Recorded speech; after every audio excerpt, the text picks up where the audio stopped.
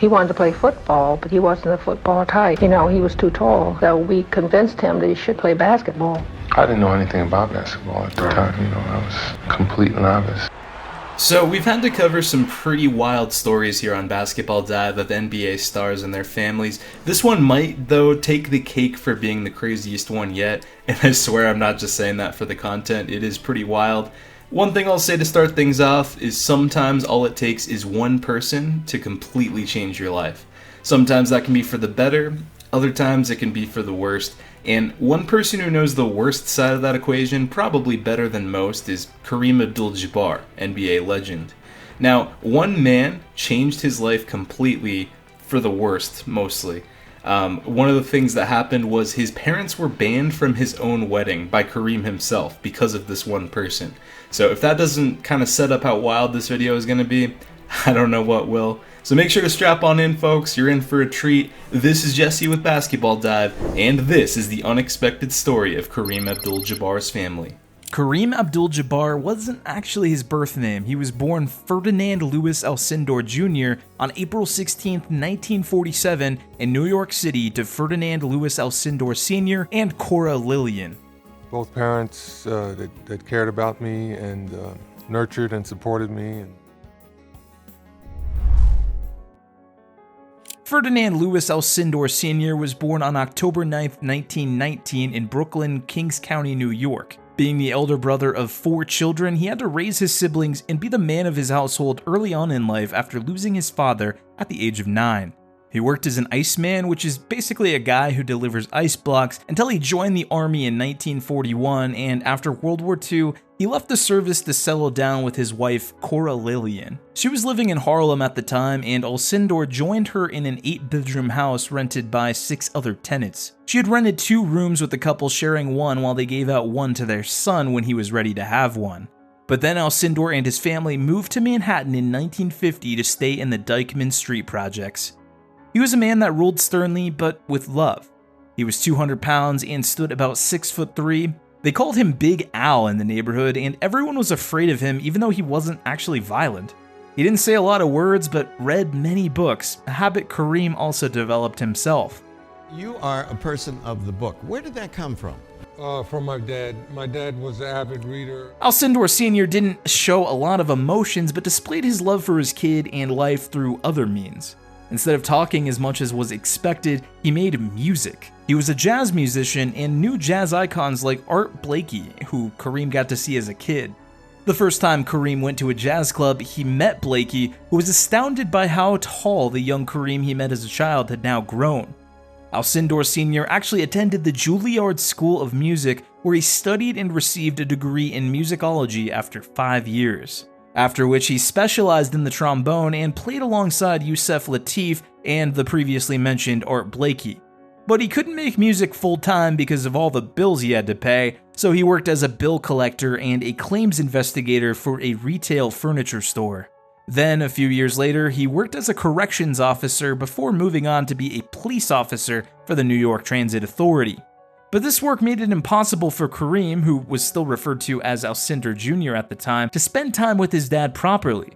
Sometimes Kareem went days without talking or seeing him because of his shifts. And in the little time he did see him, Big Al didn't really have much to say to his son. He read books and got irritated when Kareem pressed him with childish concerns.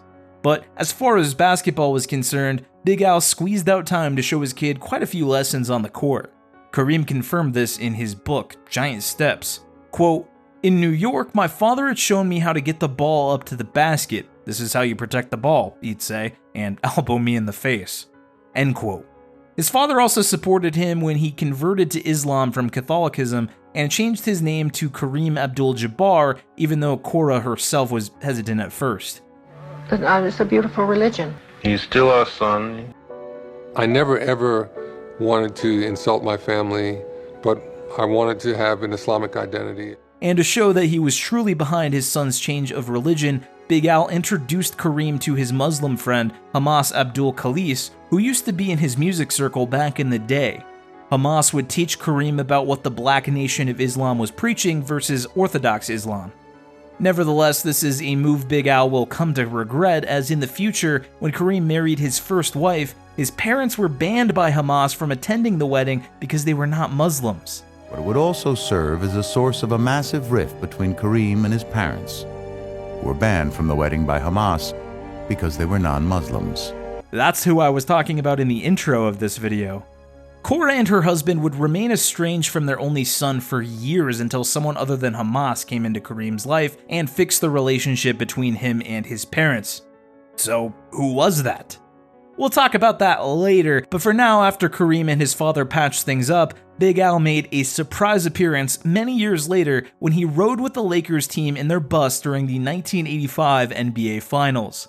Players like James Worthy, Magic Johnson, and Kareem's other teammates were all surprised. James Worthy said in a documentary that they started to ask themselves what the dad of the oldest player in the roster was doing riding the bus with them. So we come down for the bus for game 2. Pat Riley had a rule, can't nobody ride on the bus.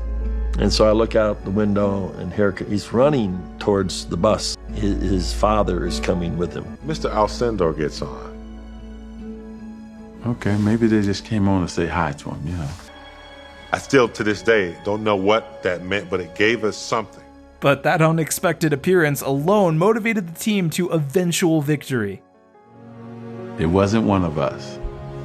It was his parents.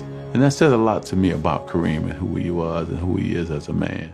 Big Al unfortunately died at the age of 86 on December 9th, 2005 from organ failure after suffering through multiple episodes of dementia. Kareem was the assistant coach of the Lakers at the time, but where was his mother? And was her relationship with her son the same as Big Al's? Let's find out. Cora Lillian was born in 1918 on a sharecropping farm in Carsonville, Michigan, before she moved to Morven, North Carolina with her family in the 1930s. She was originally a Methodist, but eventually converted to being a Catholic to marry Big Al. She would eventually make Kareem attend St. Jude, which was a Catholic school that she predicted would help mold her son to be the best, and she was right in a way. Kareem was closer to his mother than he was to his dad. Unlike her husband, she gave her son a lot of attention while also enjoying a good time with all the parties she threw in her house. She worked as a part-time price checker for a department store, which allowed her to spend more time with Kareem than her husband, who worked long hours. And out of all the sayings Kareem's mother told him, this one stuck out the most to him. Don't let anybody intimidate you. Furthermore, Cora disclosed that Kareem wanted to play football, but they had talked him into playing basketball even when he knew nothing about the game. He wanted to play football, but he wasn't a football type. He was too tall. So we convinced him that he should play basketball. But in 8th grade, he finally picked up a basketball, and the first thing he did was dunk it. No joke. Cora also introduced the American civil rights icon and baseball legend Jackie Robinson to her son, setting him up for his civil liberty battles in the future. What role did Jackie Robinson play in your life? Jackie Robinson played a big role in my life. My mom pointed him out to me. You should be like him. But the relationship between Cora and her son became quite rocky after Kareem graduated college and was now a fully devout Muslim. Cora blamed Hamas for stealing her child from her because he stopped going to church, which she badly wanted him to attend, and she argues this caused him to be generally disobedient. Thankfully, before Cora died in 1997, she had reconciled with her son for a long time and was actually present in his retirement ceremony. He said goodbye. First of all, I got to give thanks to these folks right here, my mom and my dad.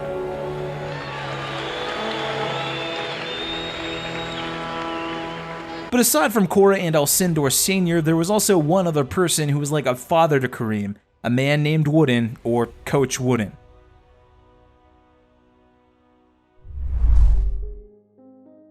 John Robert Wooden is a legendary coach who was a Hall of Famer both as a player and as a coach.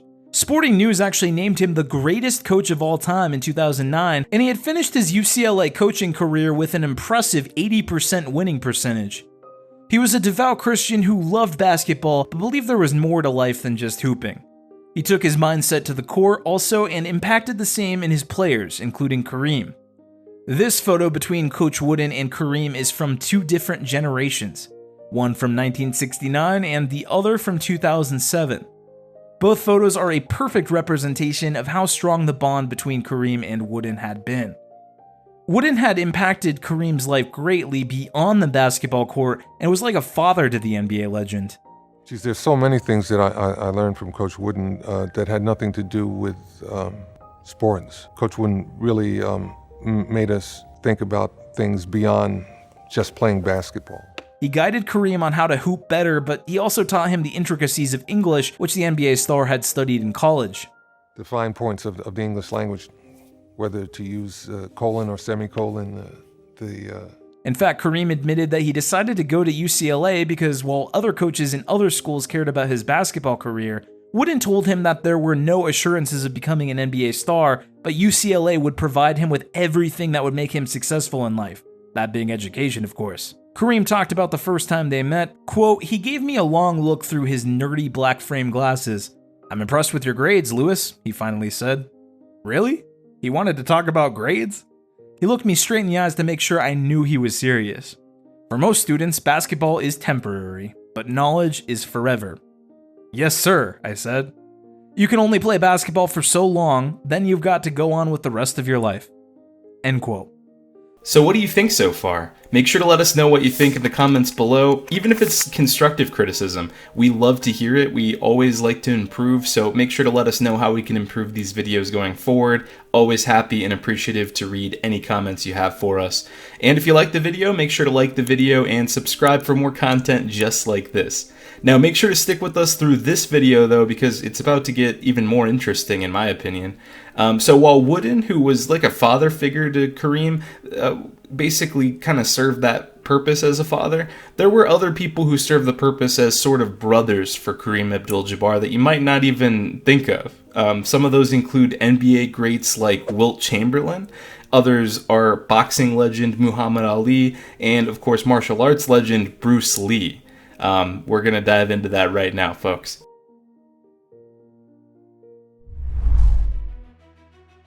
His relationship with Wilt was a bittersweet one. It all started when Kareem was in 8th grade when he first met his hero Wilt Chamberlain at the original Rucker Park in Harlem. After Wilt took Kareem under his wing, he started showing him the ropes of being a famous guy.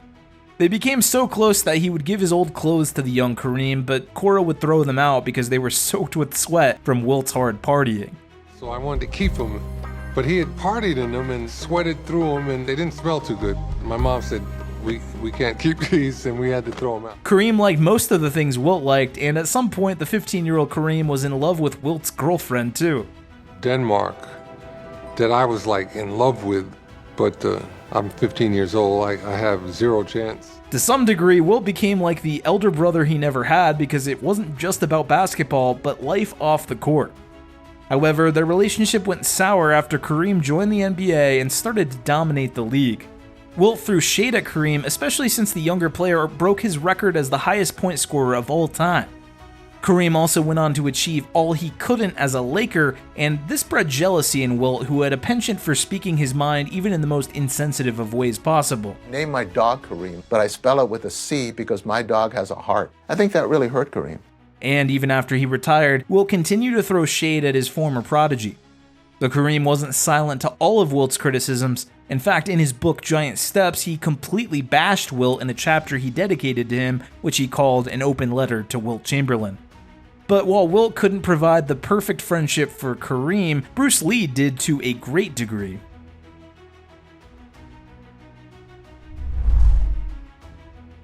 His relationship with Bruce Lee came at a time when he was facing death threats because of his association with Hamas. Form of a friendship he'd made in Los Angeles with a rising film star named Bruce Lee. Bruce and I really were kindred spirits. You know, I enjoyed competition. Bruce enjoyed competition. He got familiar with Lee through his interest in martial arts, which started in his freshman year but peaked in his senior year in college. It was the fall of 1968, and he had stopped finding basketball as enjoyable as he used to. Then, the publisher of Black Belt magazine introduced him to Bruce Lee, and he was stunned at how resolute the martial artist and actor was with his philosophy. They both bonded immediately because of their mutual competitiveness and experiences, and Lee taught him how to direct and use his chi, or life force, to deal with stress and maintain inner peace. This had come at a time where Kareem needed to hear this the most. He was facing a lot of conflicts within himself that had to do with his religion, the behavior of the country towards African Americans, and everything in between. He was angry, hateful, and unapproachable, but Lee, through his fighting and philosophical teachings, helped him to let go a little and have control over his emotions. This was also easier for Kareem to subscribe to, knowing that Lee had also suffered racism when he was refused the role in the Green Hornet series because he was Chinese. But Lee made it on his own eventually, and his popularity in China through movies like Big Boss and Fist of Fury extended to America as well. So when he shot Game of Death with Kareem in 1972, that too was a hit of sorts. One day, on his way to go see Lee, Kareem read in the newspaper that his friend had unfortunately died after 5 years of knowing him. I just went on home, a wonderful human being. I had the good fortune to be his friend, and, next thing you know, he was gone. I really miss him. Kareem was devastated as he lost not only a mentor and co-actor, but a dear friend, honestly. He'd also felt this way about another great friend of his, Muhammad Ali, after the legendary boxer and civil rights advocate passed away in 2016. Ali was also a mentor and close friend of Kareem, but what about Kareem and the ladies? We seem to be talking about his relationship with men alone. Well, let's go check out his love interest now. Kareem was a ladies' man. He had skills. That's what his friend Kareem Abdul confirmed.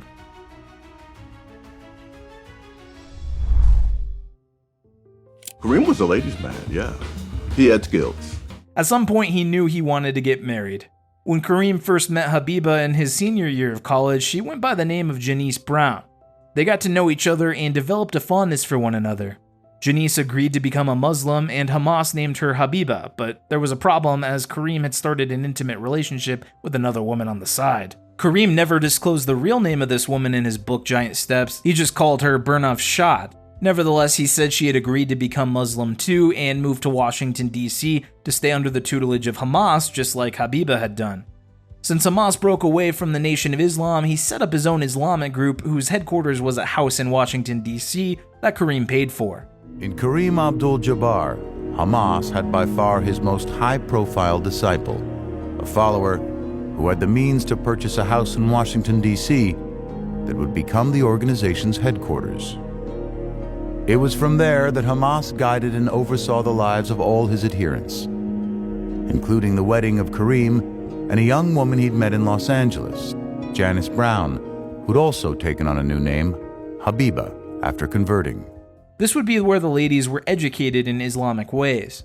But guess what? Even though Kareem liked Habiba, he was actually in love with this other woman, so he went to Hamas for advice, and Hamas told him, quote, "You want to be so pure and righteous before Allah. I know you do. Bernaf Shad will never understand you. Habiba will. You should marry Habiba." End quote. Kareem ended up listening to his spiritual leader and married Habiba. Hamas also instilled in Kareem a dogmatic, patriarchal tendency that made him rule his household with an iron fist. Habiba could only enter his room after asking for permission, and the woman in the house had to taste whatever food meant for him first before he ingested it. But the marriage only lasted 7 years after they gave birth to 3 children, Habiba al-Sindor, Kareem Abdul-Jabbar Jr., and Sultana Abdul-Jabbar. Kareem and Habiba split in 1973 but finalized their divorce in 1978 and remained friends for their kids. Kareem admitted it wasn't the fault of his wife, but his. But it wasn't my wife's fault. It was my fault. I just didn't know what I was doing. He had made a terrible decision to marry based on what someone had told him instead of following his heart. He regretted it, but was ready to move on.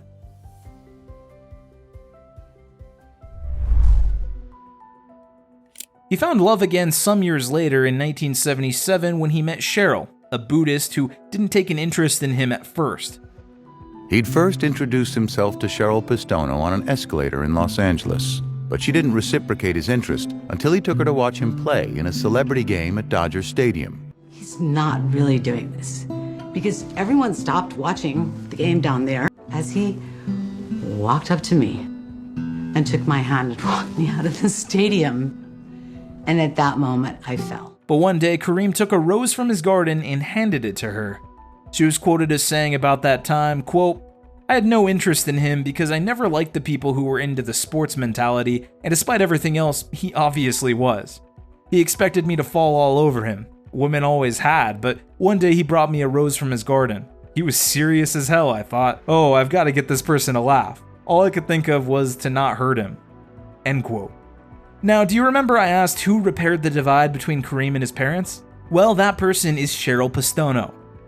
I'd been separated from my parents and a lot of my friends because Hamas felt that anybody outside the community was suspicious. Cheryl said that, your parents are your parents. They love you whether you're Muslim or not. Kareem has always praised Pistono for being the most influential person in his life, and while they never married, they did have a kid together in 1981. They were later separated but remained good friends. The kid they had together is Amir, who is a medical doctor. And that leads us into his children.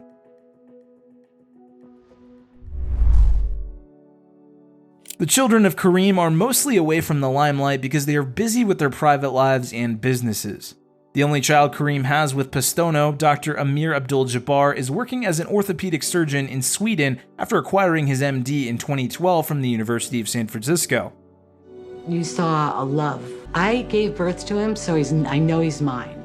As for Kareem's children with Habiba, their first child is also called Habiba. She is a modern-day Renaissance woman of sorts. She is a producer, social justice activist, and writer who has been featured in the Huffington Post. Their second child, Kareem Abdul-Jabbar Jr., is an actor and a host. He anchored The Drop and starred in the movie Half and Half.